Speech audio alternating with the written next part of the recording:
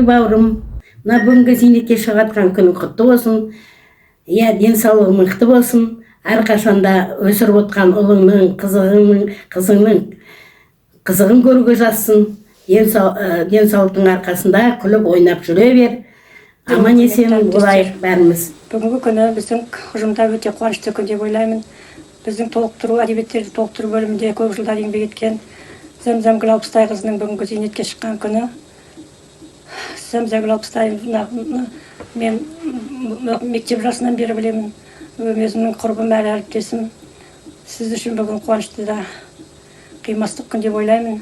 Сізге бастысы зор денсаулық, ұзақ ғұмыр тілеймін. Отбасыңызбен аман болыңыз, ауырмаңыз. Ерсайын екеуіңіз бай бәбіше болыңыздар. Азамат пен Диананың аяқтанып тойын тойлауға жазсын, сол тойда бірге болуға жазсын. Алла тағала сіздерге тек қана жолдарыңыз ашық, жақсылық болсын үйлеріңізде. Сіздің қазіргі көп жылғы еңбегіңіздің зейнетін көріңіз. Зейнетақыңыз көп болып, сол алған ақадал зейнетақыңызды тек жақсылыққа жұмсауға жазсын. Зәмзәгүл, сәлем. Зейнеткерлік жасың құтты болсын.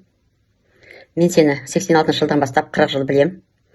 Бірге оқыдық, бірге бір комнатада тұрдық. Біраз жастық шағымыз бірге өтті. Сол үшін саған көп рахмет. Хабарласпай жоғалып кетіп жатсам тауып алып, өзің хабарыңды біліп отырасың. Ол үшін де саған көп рахмет. Алда енді саған ол қызыңның өсіп, бір үйлі боранды болсын. Солардан тараған немерелерді шөбере көруге саған соны тілеймін, соған тілектеспін. Сәлем, барлықтарына сәлем. Мама, сені туған күнмен, жаңа жасыңмен, зейнетке шығуымен құттықтаймын. Саған ең бастысы зор денсаулық және мол бақыт тілеймін.